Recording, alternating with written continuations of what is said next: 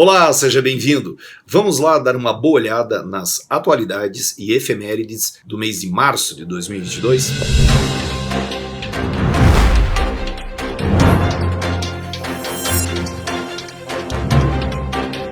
Muito bem, vamos lá para o nosso vídeo do mês de abril, trazendo aí as atualidades e efemérides do mês de março de 2022. Eu preparei aqui uma exposição onde eu quero abordar 3 tópicos, cada um deles divididos em 3 partes que vejo extremamente relevantes aí para os vestibulares e também para o Enem.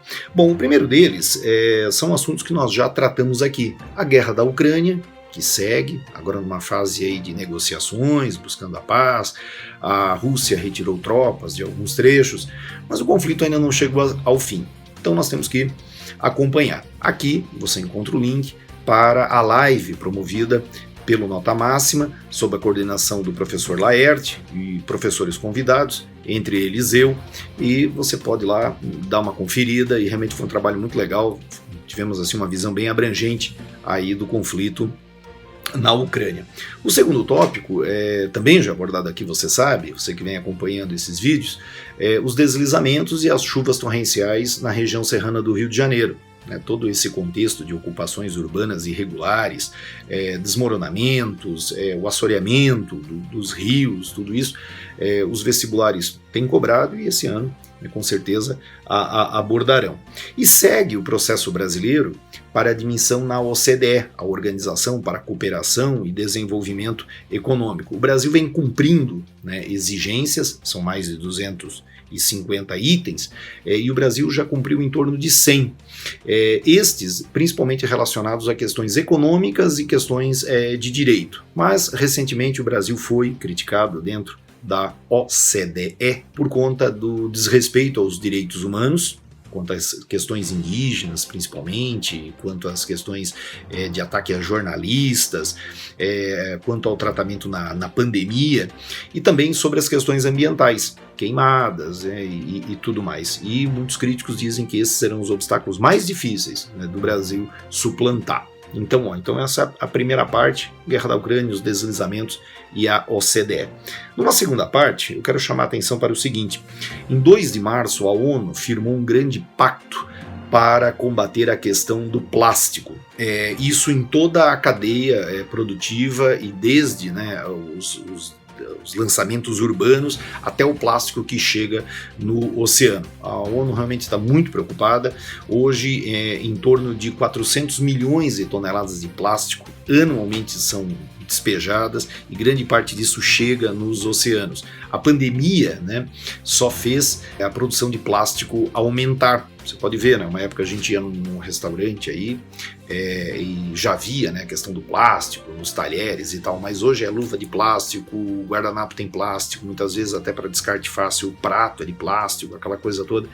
Então há uma preocupação grande com a questão do plástico.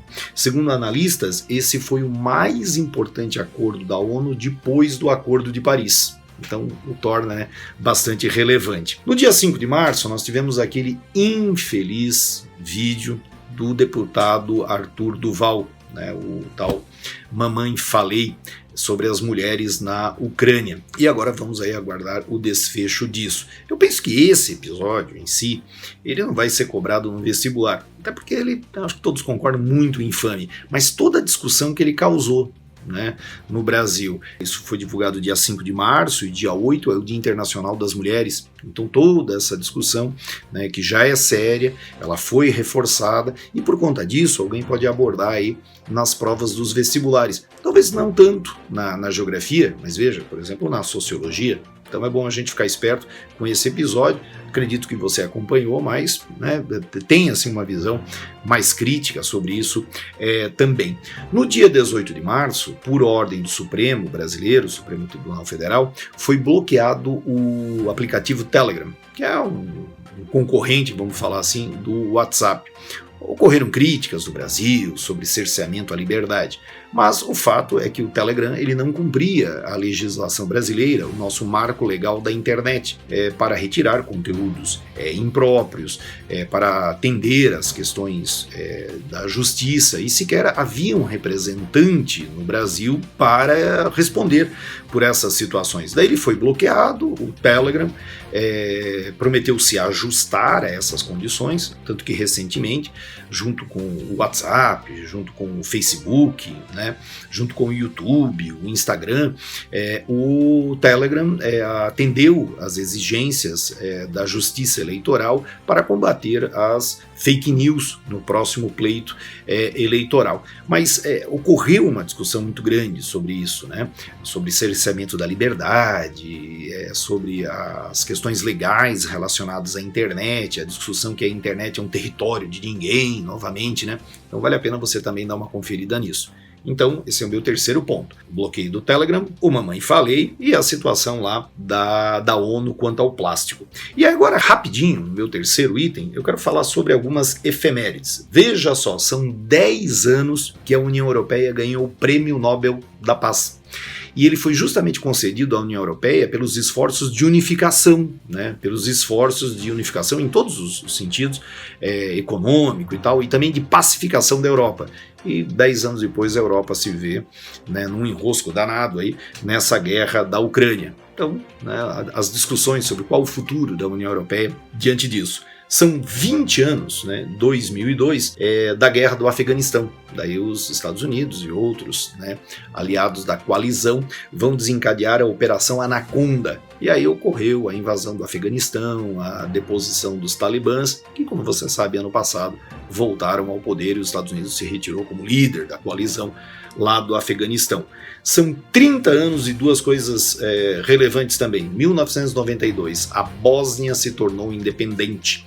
A Bósnia fazia parte da antiga Iugoslávia e ela se tornou independente, e outras partes ali também, né, já haviam deixado ou deixaram depois, como é o caso da Sérvia, da Macedônia e tal, e a Iugoslávia ela se dividiu em várias partes. Esse processo ficou conhecido como balcanização, porque a Iugoslávia fica na região da cadeia montanhosa dos Balcãs. Esse termo hoje, quando um país é fragmentado, ele é usado, balcanização. Teme-se, né, que a Ucrânia venha a ser balcanizada, né, nessa guerra. E também são 30 anos do atentado à Embaixada de Israel na Argentina. Na ocasião, havia um desafeto, né, grande entre Israel e ali a questão da Palestina. Um líder do movimento contra Israel na Palestina havia sido morto, e sob coordenação da Jihad Islâmica, com apoio do Irã e do Hezbollah, foi atacada a Embaixada de Israel na Argentina, um país que tem uma comunidade judaica bastante significativa.